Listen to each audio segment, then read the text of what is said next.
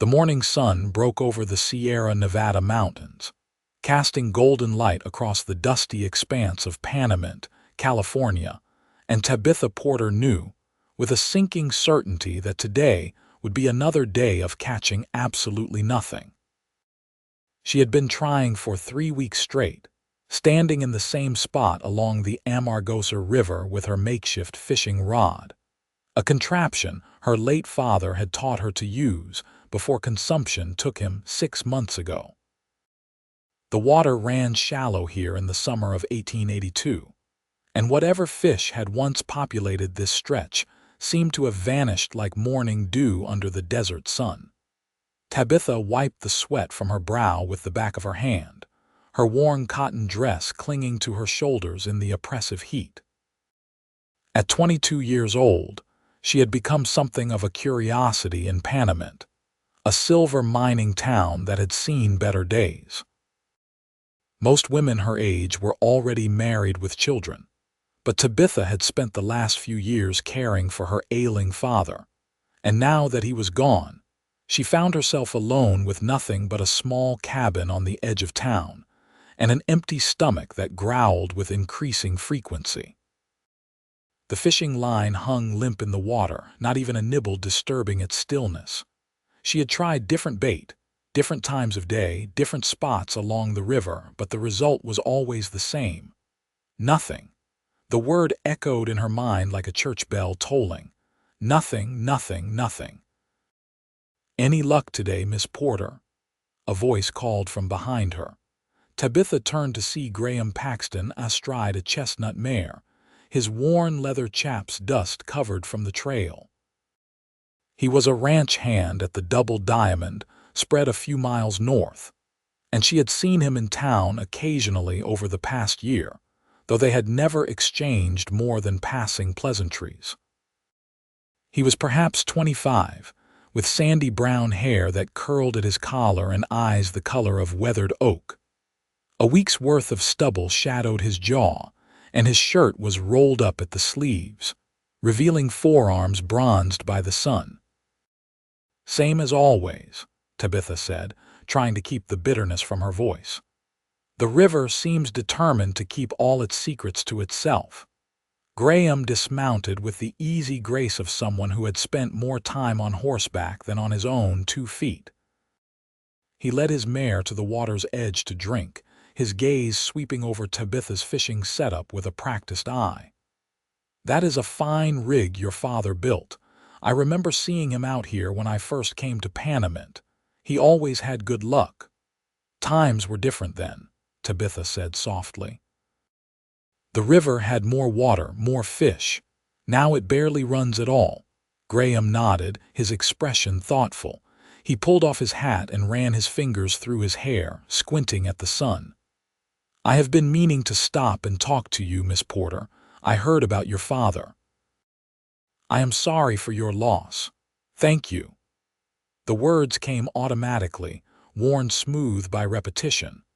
Everyone in Panamint had offered their condolences, and while she appreciated the sentiment, it did nothing to fill the gnawing emptiness his absence had left behind.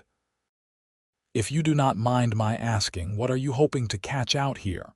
"Anything," Tabitha said with a short laugh. "Dinner, preferably. Though at this rate I would settle for proof that fish still exist in this river." Graham's face grew serious. "Are you having trouble making ends meet?" Tabitha felt heat rise to her cheeks that had nothing to do with the sun. She did not want to be the object of anyone's pity, least of all a man she barely knew. "I manage," she said stiffly. "I did not mean to pry," Graham said quickly. "It is just that the Double Diamond is always looking for help. We need someone who can cook for the hands, do some mending, keep the bunkhouse in order. The pay is fair, and you would have a place to stay if you needed it." Tabitha's first instinct was to refuse. The idea of living among a bunch of cowboys, being the only woman in a sea of rough men, made her deeply uncomfortable.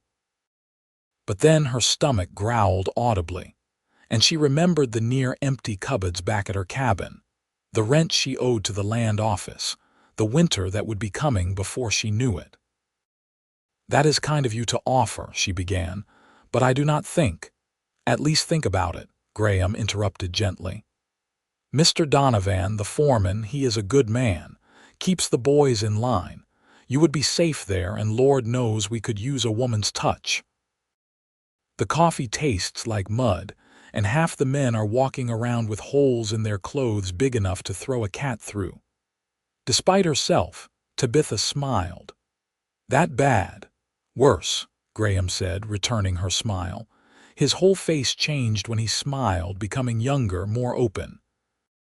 "Last week, Cookie tried to make biscuits, and they came out hard enough to use as ammunition. One of the boys joked about loading them into his revolver." Tabitha laughed, a real laugh that felt strange in her throat after weeks of solitary silence. "I suppose I could ride out and talk to Mr. Donovan, but I make no promises. That is all I ask." Graham moved toward his horse, then paused. "I could take you there now if you like, save you the trip." Tabitha glanced down at her fishing rod, at the empty line dangling uselessly in the sluggish water. What was the point of standing here all day, waiting for fish that would never come? She had been doing the same thing for weeks, clinging to the familiar routine because it was all she had left of her father's teachings, his presence. But her father would not have wanted her to starve out of stubbornness. "All right," she said, reeling in her line. "Let me gather my things." Graham waited patiently as she collapsed her fishing rod and gathered the small basket that held her meager collection of hooks and bait. He helped her onto his horse, and she tried to ignore the way her heart jumped when his hands circled her waist to lift her. She settled behind the saddle, acutely aware of how close she was to him, how she would need to hold on to keep from sliding off. "You will want to hold on," Graham said, as if reading her thoughts. "The trail gets rough in places." Tabitha hesitated, then wrapped her arms lightly around his waist. She could feel the solid warmth of him through his shirt, the steady rise and fall of his breathing. It had been so long since she had been close to anyone, and the intimacy of it made her both nervous and oddly comforted. They rode in silence for a while, the horses' hooves kicking up small clouds of dust as they left the river behind and headed north across the scrubland. The mountains rose blue and hazy in the distance, their peaks still touched with snow despite the summer heat. A hawk circled overhead, riding the thermals with lazy grace. "How long have you been working at the Double Diamond?" Tabitha asked, partly to fill the silence and partly because she was genuinely curious. "About 2 years now," Graham said. "I came west from Missouri after my mother passed. There was nothing left for me there, and I had always wanted to see the mountains." "Do you like it?" "The cowboy life, most days," Graham admitted. "It is hard work and the pay is not much, but there is something about being out on the range that suits me. The freedom of it, I suppose. No walls, no schedules except the ones nature sets for you. And the men I work with are good people for the most part. They have become like family." Tabitha felt a pang of envy at that. She had no family left, no one who depended on her or cared whether she came home at night. "That sounds nice," she said quietly. "What about you?" Graham asked. "Have you lived in Panamint your whole life?" "Since I was 7. My father came here during the silver boom, thought he would make his fortune. He worked claims for a few years, but the silver played out faster than anyone expected. After my mother died of a fever, he gave up mining and turned to other things. Odd jobs, mostly. He taught me to fish, to hunt, to take care of myself. He said a woman needed to know how to survive on her own out here. He sounds like a wise man." "He was." Tabitha's throat tightened. "I miss him every day." Graham reached down and briefly squeezed her hand where it rested against his side. The gesture was simple, but it conveyed more sympathy than 100 words could have.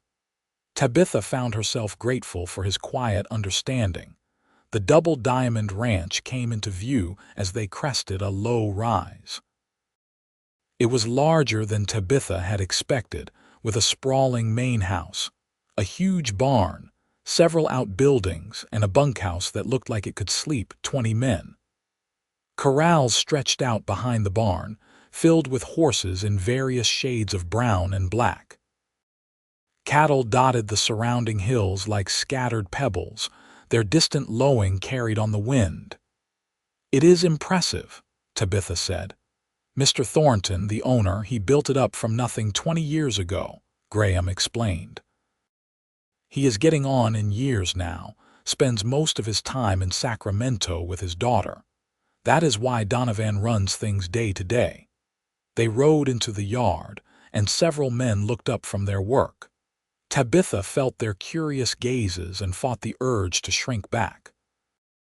Graham dismounted and helped her down, his hands steadying her as she found her footing. "Wait here," he said. "I will go find Donovan."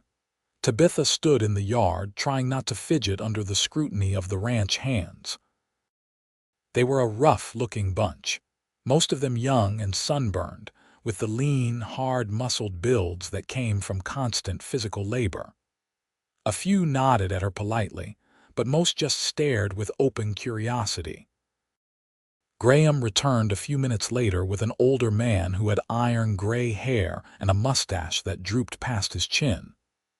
He wore a leather vest over a faded blue shirt, and his eyes were a sharp, assessing blue that seemed to take in everything at once. "Miss Porter, this is Tom Donovan," Graham said. "He is the foreman here." "Pleased to meet you, miss," Donovan said, removing his hat. His voice was gruff but not unkind. "Graham here tells me you might be interested in doing some cooking and housekeeping for us." "I am considering it," Tabitha said, trying to sound more confident than she felt, "though I would like to know more about what the work would entail." "Fair enough." Donovan gestured toward the bunkhouse. "Let me show you around and we can talk terms." Tabitha followed him across the yard, aware of Graham trailing a few steps behind. The bunkhouse was a long, low building with windows on both sides to let in light and air. Inside, it was just as chaotic as Graham had described. Bunks lined the walls, most of them unmade, with clothes and personal belongings scattered haphazardly. The floor needed sweeping, the windows needed washing, and the whole place had the musty smell of too many men living in close quarters. "As you can see, we could use a woman's touch," Donovan said dryly. "The men are good workers, but they are slobs. Cookie does his best, but he is getting old and his main job is feeding everyone. We need someone who can keep this place livable, do the washing and mending, maybe help Cookie with meal preparation. In return, you would get 3 meals a day, a private room in the main house, and $30 a month." $30. It was more than Tabitha had seen in months. She could pay her rent, buy supplies, maybe even save a little for the future. But the thought of leaving her father's cabin, the last piece of him she had left, made her heart ache. "Could I continue to live in town?" she asked. "I have my own place." Donovan shook his head. "The work starts early and ends late. You would need to be here, but you would have Sundays off, and Graham or one of the other boys could take you into town whenever you needed to go." Tabitha bit her lip, torn. She looked at Graham, who gave her an encouraging nod. "It really is a good opportunity," he said softly. "And you would not be alone. We would all look out for you." Something in his tone, in the earnestness of his eyes, made Tabitha's decision for her. She had been alone for too long, drowning in grief and isolation. Maybe it was time to try something new, to step into the current instead of standing on the shore waiting for fish that would never come. "All right," she said. "I will do it. When would you want me to start?" "Tomorrow, if you are able," Donovan said. "Give you time to get your affairs in order in town." They shook hands, and Donovan excused himself to get back to work. Graham walked Tabitha back to his horse, his expression pleased. I am glad you said yes. I think you will like it here once you settle in. I hope so, Tabitha said. Though I confess I am a little nervous about being the only woman among so many men. You do not need to worry, Graham assured her. Donovan runs a tight ship. Any man who steps out of line gets his walking papers, and I will make sure you are treated with respect. The protective note in his voice made Tabitha's cheeks warm. Thank you, Graham, for everything. If you had not stopped by the river today, I would still be standing there catching nothing. Graham's eyes crinkled at the corners. Well then, I guess you did catch something after all. What do you mean? You caught me, he said simply. And maybe that is enough. The words hung in the air between them, and Tabitha felt something shift in her chest. She had been so focused on what she had lost that she had not allowed herself to consider what she might gain. Graham's kindness, his easy manner, the way he seemed to genuinely care about her well-being, it all spoke to something deeper than mere courtesy. Yes, she said softly. Maybe it is. Graham helped her back onto the horse, and they rode back toward Panamint in comfortable silence. The sun was beginning its descent toward the mountains, painting the sky in shades of orange and pink. Tabitha rested her cheek against Graham's shoulder, feeling the steady rhythm of his heartbeat, and for the first time in months, she felt something like hope kindle in her chest. The next morning, Tabitha packed her few belongings into 2 worn carpet bags and took one last look around her father's cabin. The memories pressed in on her from all sides. Her father at the stove cooking breakfast, her father mending a harness by lamplight, her father laughing at one of her stories. She said a silent goodbye to his ghost, promising him she would carry his lessons with her wherever she went. Graham arrived just after dawn, as promised. He helped her load her bags onto the horse and tie them securely. As they rode away from town, Tabitha did not look back. She had spent too much of her life looking backward, mourning what was gone. It was time to look forward. At the Double Diamond, Donovan showed her to her room in the main house. It was small but clean, with a real bed, a washstand, and a window that looked out over the corrals.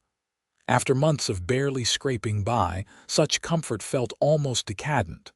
"Cookie is in the kitchen," Donovan said. "He will show you the ropes. Breakfast is at 5, lunch at noon, dinner at 6. The men will be hungry and tired, so best not to keep them waiting." Tabitha quickly learned that Cookie, whose real name was James Garrett, was a wiry old man with a perpetual squint and a vocabulary that would make a sailor blush. But he was also patient and surprisingly good-natured, willing to teach her the tricks of cooking for a large crew. "The key is to make everything simple and filling," he explained as they prepared that first lunch together. "These boys work hard and they need fuel. Beans, beef, potatoes, biscuits. Nothing fancy, but plenty of it." Tabitha fell into the rhythm of ranch life more easily than she had expected. She rose before dawn to help Cookie prepare breakfast, spent her mornings cleaning and organizing the bunkhouse, and devoted her afternoons to washing, mending, and helping with dinner preparations. The work was hard and never-ending, but there was a satisfaction in it that her aimless days by the river had never provided. The ranch hands were initially awkward around her, unsure how to behave in the presence of a woman. But as the days passed and they realized she was neither fragile nor judgmental, they began to relax. They thanked her for clean clothes and edible food, and several of the younger ones even started trying to mind their language in her presence. Graham, she noticed, always seemed to be nearby. He would find excuses to stop by the kitchen for water, to check if she needed anything carried, to ask her opinion on some trivial matter. At first, she thought he was just being kind, fulfilling his promise to look out for her. But as the weeks passed, she began to suspect his attentions went deeper than mere kindness. He would save her the choicest bits of meat at dinner, insisting he was not that hungry. He brought her wildflowers from the range, claiming he thought they would brighten her room. He taught her to ride properly, so she would not always have to depend on someone else to take her places. And when they talked, which was often, he listened to her with an intensity that made her feel like she was the only person in the world. One evening in late August, after the dinner dishes were washed and put away, Tabitha stepped outside for some air. The heat of the day had finally broken, and a cool breeze drifted down from the mountains. She found Graham sitting on the porch railing, his hat pushed back, gazing at the stars that were just beginning to appear in the darkening sky. "Mind if I join you?" she asked. "Please do." He shifted to make room, and she settled beside him. Their shoulders nearly touched, and she was intensely aware of the warmth radiating from his body. "It is beautiful out here," Tabitha said. "So much space, so much sky. Sometimes when I am working in the kitchen, I forget how big the world is." "I know what you mean," Graham said. "That is what I love about riding range. You can go for miles and see nothing but land and sky. Makes your problems seem smaller somehow." "Do you have a lot of problems?" Graham laughed softly. "Not really. Not anymore. I did when I first came west. I was angry at the world for taking my mother, angry at myself for not being able to save her. But being out here, working with my hands, living close to the bone, it helped me let go of all that." "I am still working on the letting go part," Tabitha admitted. "I think about my father every day. I wonder if he would be proud of me or if he would be disappointed that I gave up fishing."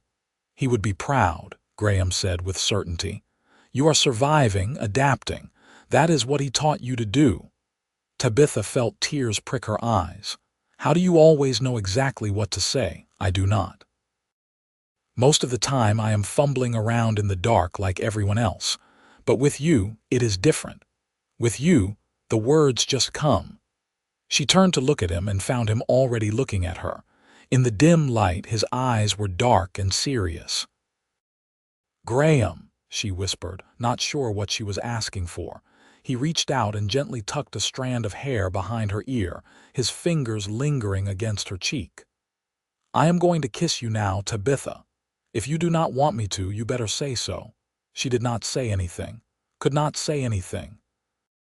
Her heart was pounding so hard she was sure he could hear it. He leaned in slowly, giving her every chance to pull away, but she found herself leaning toward him instead, closing the distance between them. His lips were soft against hers, tentative at first, then growing more confident as she responded. The kiss was gentle and sweet, tasting of the coffee they had shared after dinner. Tabitha's hands came up to rest against his chest, feeling the rapid beat of his heart that matched her own. When they finally pulled apart, Graham rested his forehead against hers. "I have been wanting to do that since the day I found you by the river," he confessed.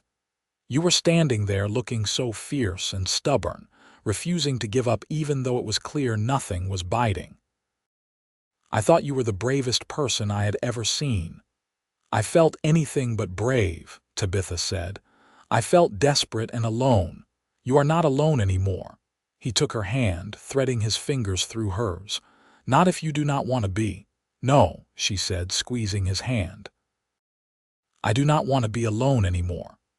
They sat together on the porch until full dark, talking about everything and nothing. Tabitha learned that Graham had a younger sister back in Missouri who was married with 2 children.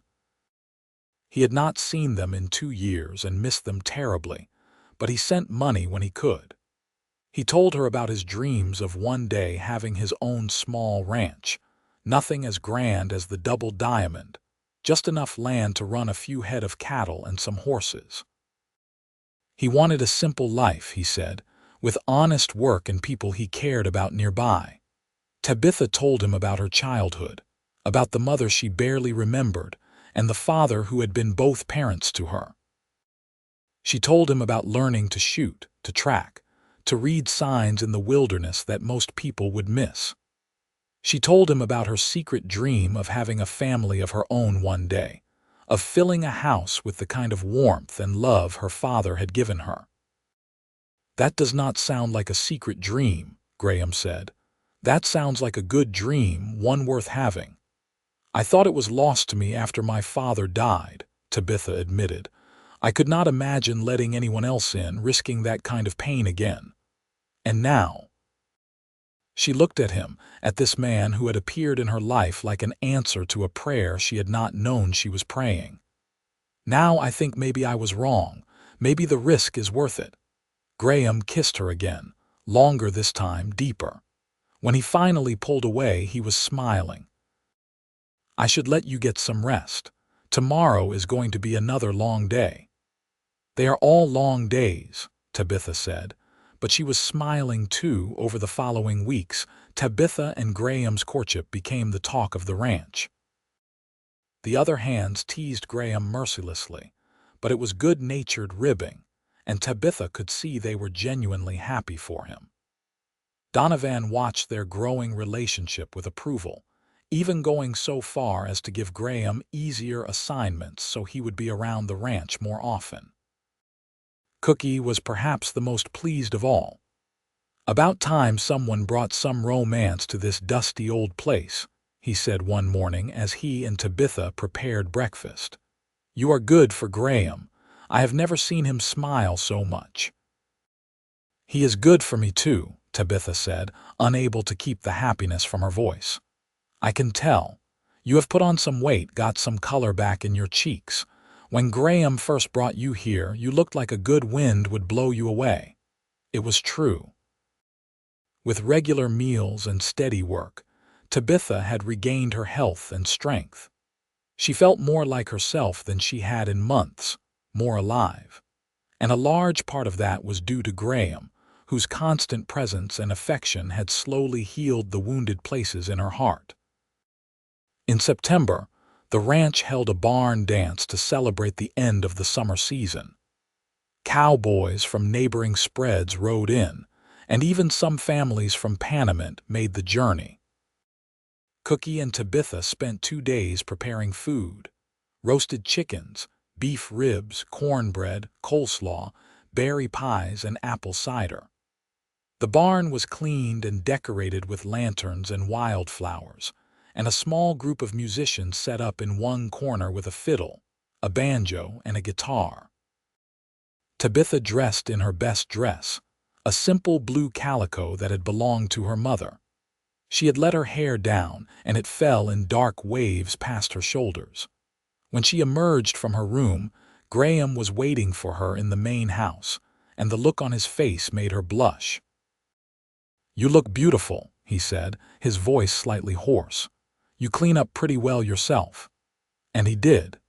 He had shaved and slicked back his hair, and he wore a clean white shirt with a string tie and his best trousers. He looked so handsome it made her heart ache. He offered her his arm, and they walked to the barn together. The party was already in full swing, with couples spinning across the floor to a lively reel. Children chased each other around the edges of the crowd, and groups of men stood talking and laughing near the refreshment tables. Graham led Tabitha onto the dance floor, and she followed his lead as best she could. She was not an experienced dancer, but Graham was patient, guiding her through the steps and laughing with her when she stumbled. They danced 3 songs in a row before taking a break to catch their breath. "Having fun?" Graham asked, handing her a cup of cider.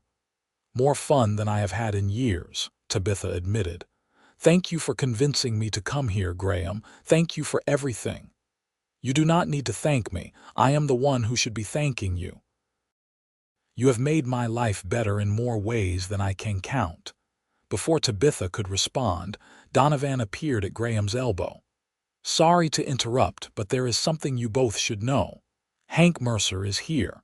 Graham's expression darkened. "What is he doing here?" "He is not welcome on Double Diamond land. He rode in with the Bar T crew. I think they invited him without knowing about the history, but he has been drinking, and he has been making comments about Miss Porter." Tabitha felt a chill run through her. She had heard of Hank Mercer, a drifter who had worked briefly at the Double Diamond before being fired for stealing. He had a reputation for violence and a particular hatred for anyone he felt had wronged him. "What kind of comments?" Graham asked, his voice tight. "Nothing specific, just lewd suggestions. The kind of talk that gets a man punched in most company. I was hoping you could help me encourage him to leave before things get ugly." Graham nodded grimly. "Stay here," he told Tabitha. "I will be back soon." But Tabitha followed them outside, unwilling to wait in ignorance. In the yard, a group of men had gathered around a tall, heavily muscled man with greasy dark hair and a sneer on his face. Even from a distance, Tabitha could smell the whiskey on him. "There he is," Mercer slurred when he spotted Graham. "The puppy dog running after his master like a good little boy." "You need to leave, Hank," Graham said evenly. "You are not wanted here, not wanted. That is rich coming from you. You are the one who ran to Donovan tattling about me like a schoolboy, cost me my job. You cost yourself your job when you stole from the supply shed. Now leave before I make you leave." Mercer laughed, a harsh, ugly sound. "You and what army? You might think you are tough, Paxton, but I will break you in half." "Try it," Graham said, his voice deadly calm. Mercer lunged forward, swinging a wild haymaker. Graham ducked under it easily and landed a solid punch to Mercer's gut that doubled him over. But Mercer was drunk and mean, and he came up swinging, catching Graham on the jaw and sending him stumbling backward. The watching men formed a rough circle, shouting encouragement or warnings. Donovan tried to step between the fighters, but Mercer shoved him aside and charged at Graham again. They grappled, trading punches, crashing into the fence of the nearest corral. The horses inside whinnied and shied away from the commotion. Tabitha watched in horror as Graham took a hit to the ribs that made him gasp. She looked around frantically for something, anything that could help. Her eyes landed on a water bucket near the barn and she grabbed it, running toward the fighters. "Move, Graham," she shouted. Graham must have heard her because he suddenly twisted and threw Mercer to the ground. Tabitha swung the bucket with all her strength, dousing Mercer with cold water. The shock of it seemed to sober him slightly, and he lay there sputtering and cursing. Donovan seized the opportunity to step in, pressing a revolver to Mercer's chest. "The fight is over. You have two choices, Hank. You can get on your horse and ride out of here, or I can have the sheriff ride out from town and arrest you for assault and trespassing. What will it be?" Mercer glared up at him, water dripping from his hair and clothes, but he had enough sense left to know when he was beaten. "Fine. I am leaving." "But this is not over, Paxton. Not by a long shot." Two of the Double Diamond hands hauled Mercer to his feet and escorted him to his horse, making sure he rode off into the night.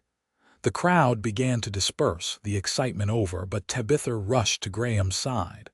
"Are you all right? Let me see that jaw." Graham winced as she gently probed the swelling bruise. "I am fine. He hits like a girl. Do not be stupid. You need ice on that and something for those ribs." She led him back to the main house, ignoring his protests that he was perfectly capable of taking care of himself. In the kitchen, she wrapped some ice from the cold cellar in a cloth and pressed it to his jaw while she examined his ribs. They were bruised but not broken, and after she made him take off his shirt and let her feel for breaks, she was satisfied he would recover. "You were very brave out there," Graham said, catching her hand. "Most women would have run the other way." "I am not most women, and I was not about to stand by while that brute hurt you." "My hero," Graham said with a slight smile. "Do not make fun. I was terrified." "So was I," Graham admitted. "Not of Mercer, but of what might have happened if things had gone differently, of losing you before I even really had you." Tabitha set down the ice and cupped his face in her hands, careful of his bruised jaw. "You are not going to lose me. I am here and I am not going anywhere." "Good," Graham said. "Because I love you, Tabitha Porter. I think I have loved you since that first morning by the river, and I am done pretending otherwise." Tears filled Tabitha's eyes, but they were happy tears. "I love you too, Graham Paxton. So much it scares me sometimes." He pulled her down onto his lap, and they kissed with a passion that left them both breathless. When they finally broke apart, Graham rested his forehead against hers. "Marry me," he whispered. "I know we have not been courting long, but I know what I want. I want you for the rest of my life. Say yes." "Yes," Tabitha said without hesitation. "Yes, I will marry you." They returned to the dance hand in hand, and when they announced their engagement, the celebration became even more lively. Cookie hugged Tabitha so hard he lifted her off her feet, and Donovan clapped Graham on the back with a grin. The other ranch hands offered congratulations and good-natured jokes, and several of the women from town promised to help Tabitha plan the wedding. They were married 6 weeks later in Panamont's small church, with half the town and the entire Double Diamond crew in attendance. Tabitha wore a simple white dress that she and some of the other ranch wives had sewn together, and Graham wore his Sunday best. Cookie stood up as Graham's best man, and Mrs. Henderson, the general store owner's wife, stood with Tabitha. The ceremony was short and sweet, and when the preacher pronounced them husband and wife, Graham kissed Tabitha like she was the most precious thing in the world.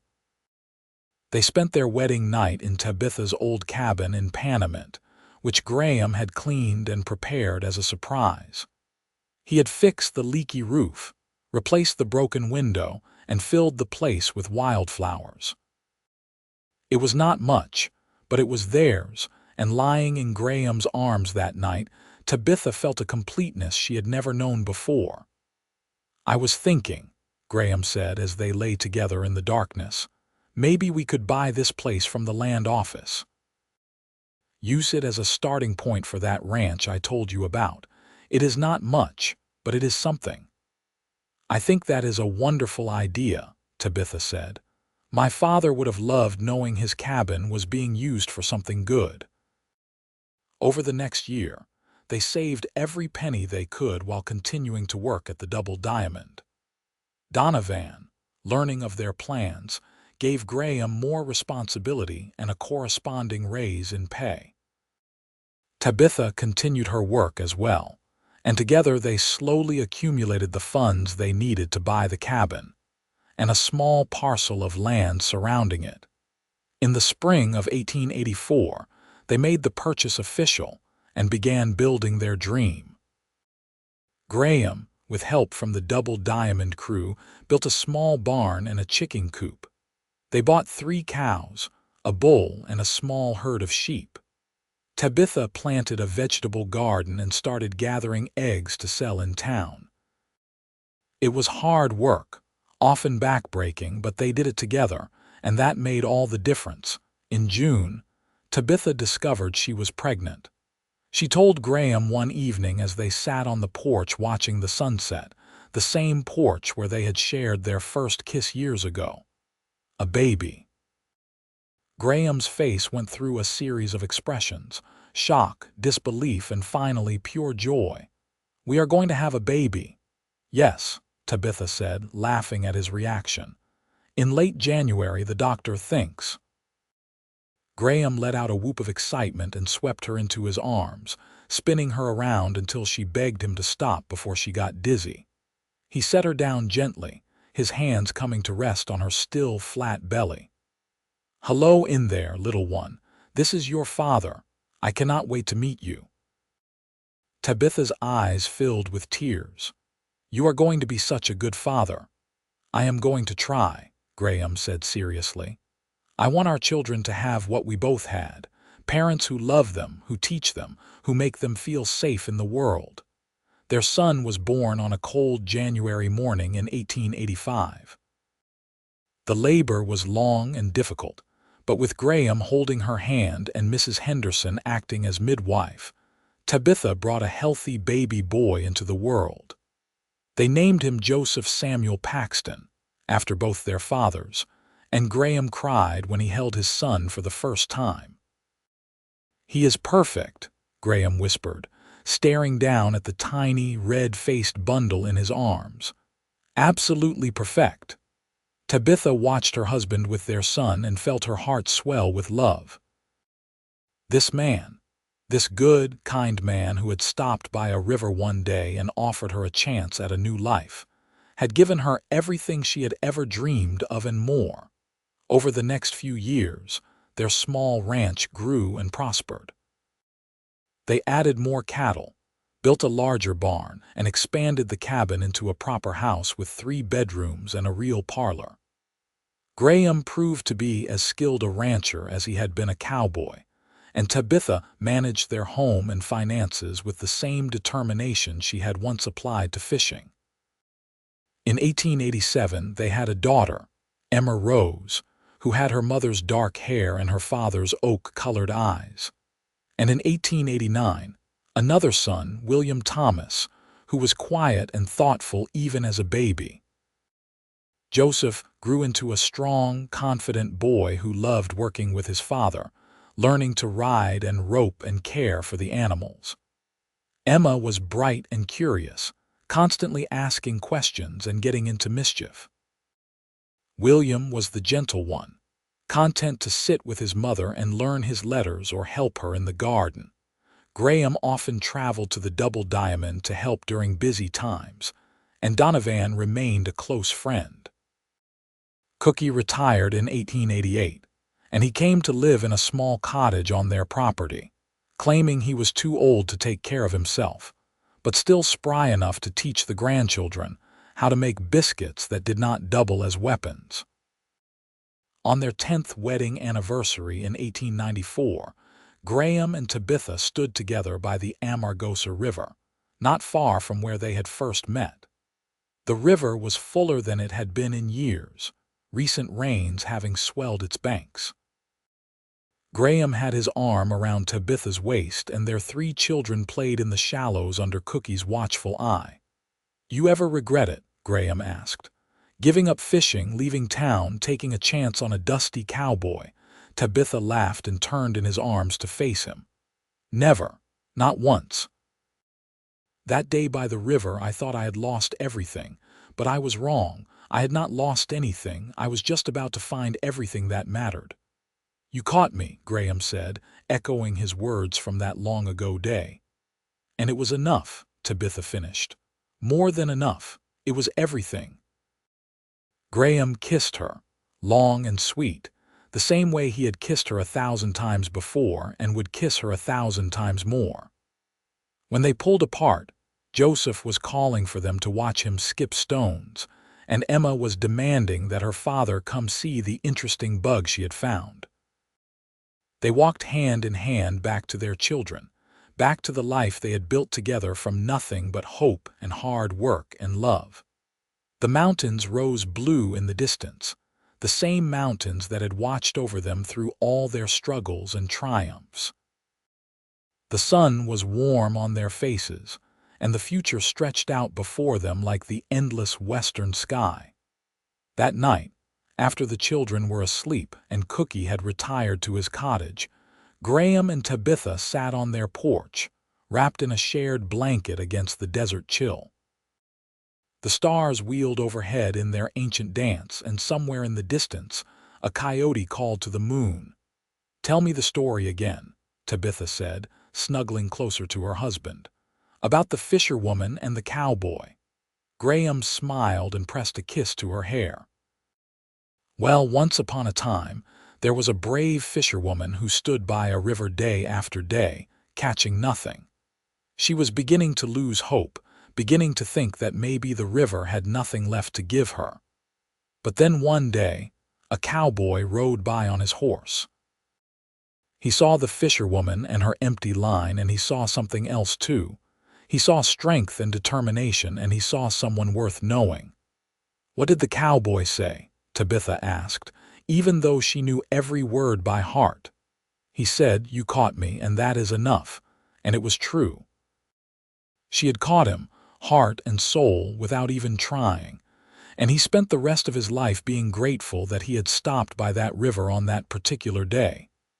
And did they live happily ever after? They did, Graham said firmly. They built a life together, had beautiful children, and loved each other more with each passing day. They faced challenges and hardships as all people do, but they faced them together, and that made all the difference. Tabitha tilted her face up to kiss him. "That is my favorite story." "Mine too," Graham said, "because it is ours." They sat together in comfortable silence, listening to the night sounds of their ranch. Inside the house, their children slept safely in their beds. In the barn, the horses and cattle rested. In the fields, the crops they had planted together grew strong and green. Everything they had built, everything they had created, had started with a chance meeting by a river and a simple act of kindness. Tabitha thought back to that day, to the despair she had felt standing in the shallow water with her useless fishing line. She had thought she was catching nothing, but she had been wrong. She had been casting out a different kind of line, one that reached not into the water but into the future. And when Graham rode into her life, she had caught something more valuable than any fish. She had caught hope. She had caught love. She had caught a future she had stopped believing was possible. And as Graham had said, it was enough. It was more than enough. It was everything. The years continued to pass, each one bringing its own joys and sorrows. In 1896, Tabitha's youngest brother, whom she had not seen since childhood, tracked her down through mutual acquaintances. He had been living in San Francisco and working as a clerk, but he longed for a connection to his remaining family. Graham welcomed him with open arms, and Thomas stayed with them for 3 months, getting to know his sister again and meeting his nieces and nephews for the first time. When he left to return to the city, he promised to visit every year, and he kept that promise faithfully. In 1898, they faced their first real crisis when a drought struck the region. Water became scarce, and many smaller ranchers were forced to sell their land and move on. But Graham and Tabitha had learned the value of preparation and saving for difficult times. They had a well that ran deep, and they carefully rationed their water to keep their animals alive. They helped their neighbors when they could, sharing what little they had, and their generosity was remembered long after the drought broke. Joseph turned 18 in 1903, and Graham gave him his own section of land to manage as he saw fit. The young man, who had inherited his father's work ethic and his mother's determination, quickly proved himself capable. He courted a girl from a neighboring ranch, Mary Sullivan, and they were married in the spring of 1904. Graham and Tabitha became grandparents for the first time in early 1905, when Mary gave birth to a daughter, Margaret Ann. Holding his granddaughter for the first time, Graham looked at Tabitha with tears in his eyes. "Did you ever imagine, back when we first met, that we would have all this?" "No," Tabitha admitted. "I could not see past the next day, the next meal, but you helped me see further. You helped me believe in a future worth building." "We built it together," Graham said. "Everything we have, we made together." Emma, their spirited daughter, surprised everyone by announcing at 19 that she wanted to become a teacher. Education for women was becoming more common, and there was a small normal school in a town 50 miles away.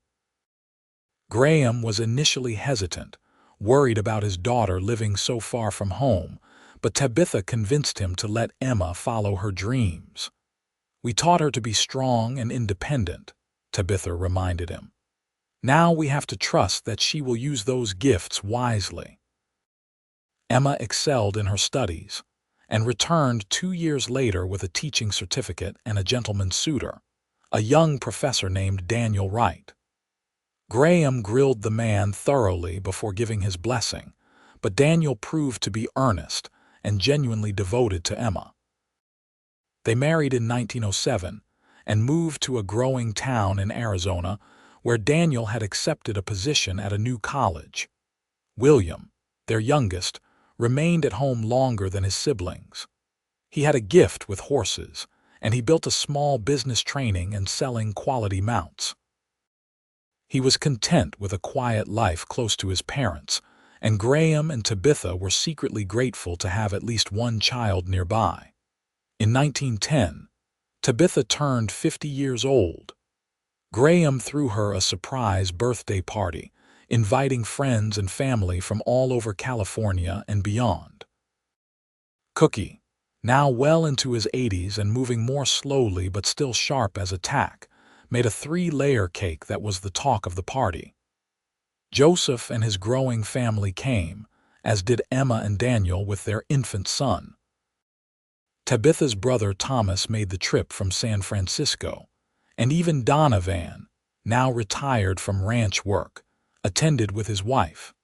As Tabitha looked around at all the faces, all the people who had become part of her life's tapestry, she was overwhelmed with gratitude. She caught Graham's eye across the room, and he winked at her, his face still as handsome to her as it had been nearly 30 years ago, even with the silver threading through his hair and the lines around his eyes. That night, after all the guests had gone home or retired to the guest houses they had built on the property over the years, Graham and Tabitha walked down to the river. It was the same river where they had met, though the landscape around it had changed. Where there had once been bare scrubland, there were now trees they had planted, providing shade and stabilizing the banks. The water rang clearer and fuller than it had in decades. "Should we try to catch something?" Graham teased, remembering their first conversation. "I already caught everything I need," Tabitha said, taking his hand. "I caught you, remember, that you did. Best day's work you ever did, I would wager." "The best," Tabitha agreed. "Though I did not do much, you made it easy." "You made everything easy," Graham said seriously. "Every day with you has been a gift, Tabitha. Every single one."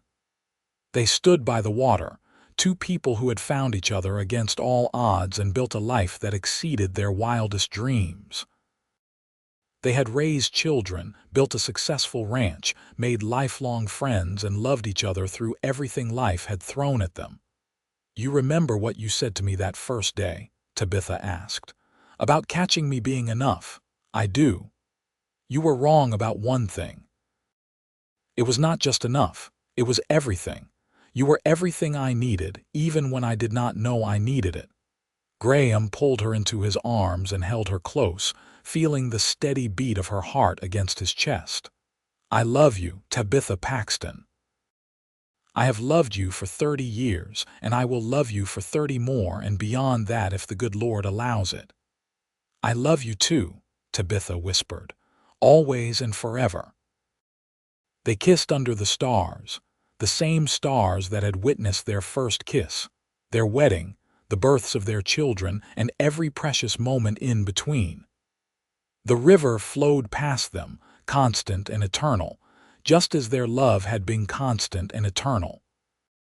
In the years that followed, they watched their children's children grow and have families of their own. They celebrated holidays and birthdays, weathered losses and difficulties, and cherished every ordinary day they were given together. Cookie passed away peacefully in 1912 at the age of 90, and they buried him on a hillside overlooking the ranch he had come to love. Donovan followed 2 years later, and Graham and Joseph rode to Sacramento for the funeral, paying their respects to a man who had given them both so much. Graham's health began to decline in 1915, his heart growing weaker despite Tabitha's devoted care. The doctor said there was nothing to be done, that Graham had simply lived a full, hard-working life, and his body was tired. But even as his physical strength waned, his spirit remained strong, and his love for Tabitha never faltered.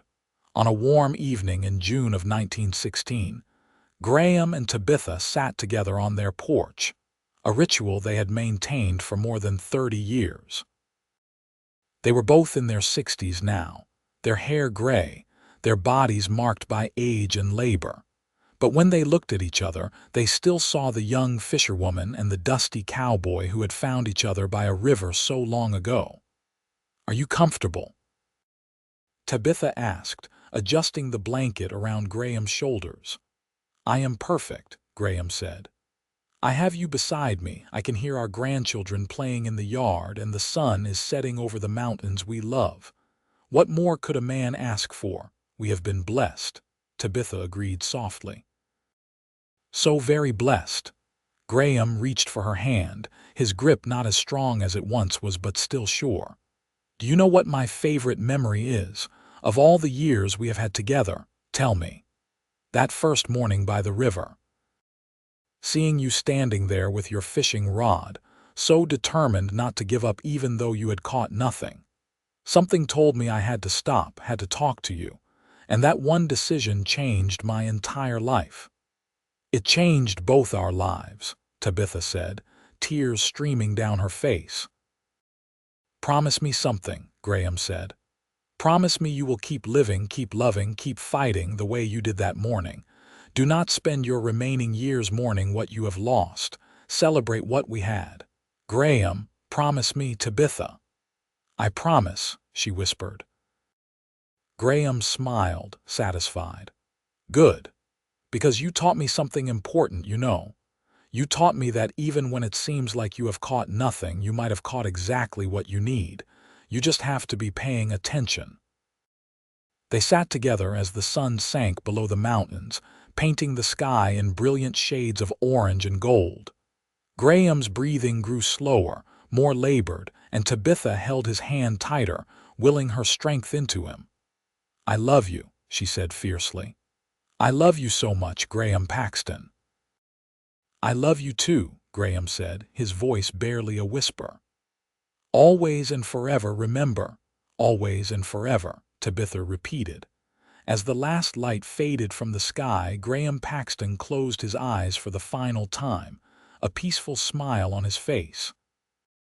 He died as he had lived, with grace and quiet dignity, surrounded by love. Tabitha sat with him for a long time, memorizing every detail of his face, feeling the weight of his hand in hers growing cool. She thought about the life they had built together, the children they had raised, the love they had shared. It had been more than she had ever dreamed possible, more than she had dared to hope for on that desperate morning by the river. Graham had been right. She had caught nothing that day as far as fish were concerned, but she had caught something infinitely more valuable. She had caught a future. She had caught happiness. She had caught love in its purest, truest form, and it had been enough. More than enough. It had been everything. True to her promise, Tabitha did not spend her remaining years in mourning. She grieved, of course, deeply and truly, but she also celebrated. She told stories about Graham to her grandchildren and great-grandchildren, keeping his memory alive. She continued to run the ranch with William's help, proving that she was still the strong, capable woman Graham had fallen in love with. She lived to see Joseph's children grown with families of their own. She lived to see Emma become the principal of the school where she taught. She lived to see William marry a kind woman named Sarah and have 3 children who adored their grandmother. On summer evenings, she would walk down to the river, to the spot where she had first met Graham. She would stand there with a fishing rod, not really trying to catch anything, just remembering. And sometimes, when the wind blew just right, she could almost hear his voice saying, "You caught me, and that is enough." Tabitha Paxton lived to the remarkable age of 86, surrounded by 5 generations of the family she and Graham had created. When she passed away peacefully in her sleep in 1940, she was buried beside her beloved husband on the same hillside as Cookie and several other dear friends. The entire community turned out for her funeral, a testament to the impact she and Graham had made on everyone who knew them.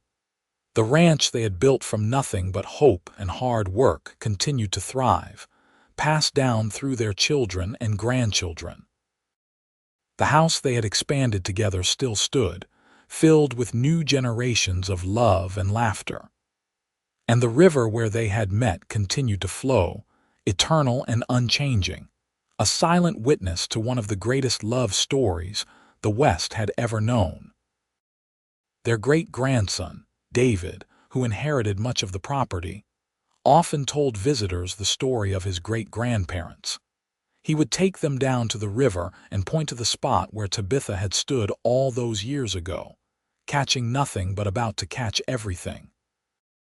They used to say, David would tell anyone who would listen, that great-grandmother Tabitha was the unluckiest fisherwoman in California.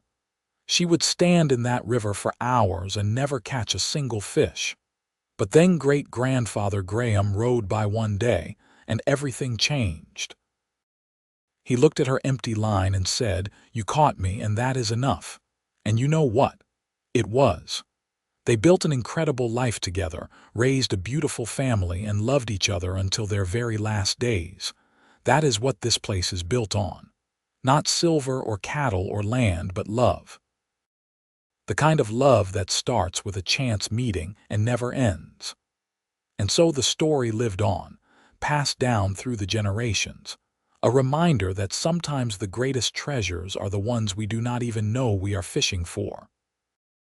That sometimes catching nothing is exactly what we need to do to catch everything. And that love, when it is real and true and deep, is always, always enough. The mountains stood tall and proud, watching over the land as they had for millennia. The river flowed on, carrying water and memories, and the echoes of two voices saying, "I love you," in the gathering dusk. And somewhere, in the vast mystery beyond this world, a fisherwoman and a cowboy walked hand in hand, their love eternal, their story complete, their legacy living on in the land and the people they had left behind. Their story was not one of grand adventures or dramatic rescues. It was simpler than that, and somehow more profound. It was the story of two people who found each other when they both needed it most, who built something beautiful out of nothing, who loved each other through all the ordinary days and extraordinary moments that make up a life. It was the story of a fisherwoman who caught nothing, and a cowboy who said she caught him, and that was enough. And it was. It truly was.